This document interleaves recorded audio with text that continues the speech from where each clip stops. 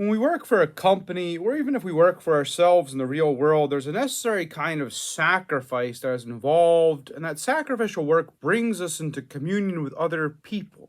Where we do a specific work for them, they pay us, and this draws us into this real communion. And this cultivates relationships where a pleasing sacrifice brings us into communion with one another. Sacrifice and communion go hand in hand. This is especially understood in spousal relationships and the children that they bear. The more they sacrifice for one another, the deeper the communion with each family member usually becomes. This is what constitutes a healthy family dynamic where everyone willingly and lovingly sacrifices for each other. And this is where unbreakable bonds develop. As Christians, we find ourselves in debt to God, for it was from the sacrificial work of God's Son on the cross that we find ourselves in this holy communion. It was his pleasing sacrifice offered to the Father on behalf of our sins, where we find the merciful face of God. As one saint mentioned, he did everything for you on the cross, and you did nothing. In this way, we receive God's saving work in our lives as this pure gift through the most holy Mass and the sacraments. And on our part, all of us are required to make our own interior and active self-offering back to God in gratitude.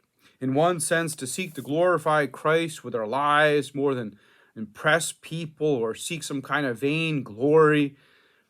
In the new eternal covenant, God breaks from animal sacrifices to a self-offering to God.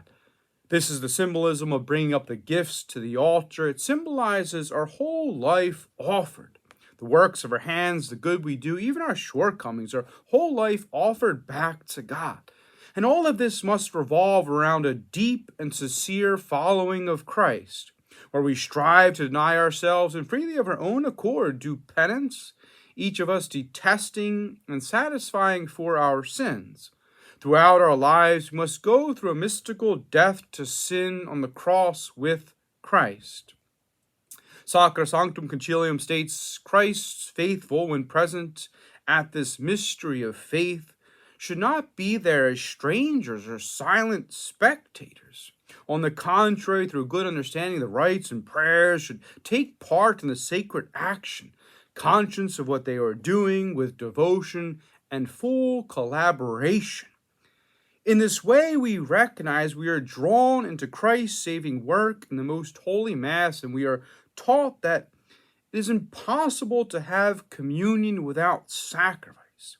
They are always stitched and woven together into the beauty of how we are being saved by Christ and how we really love one another.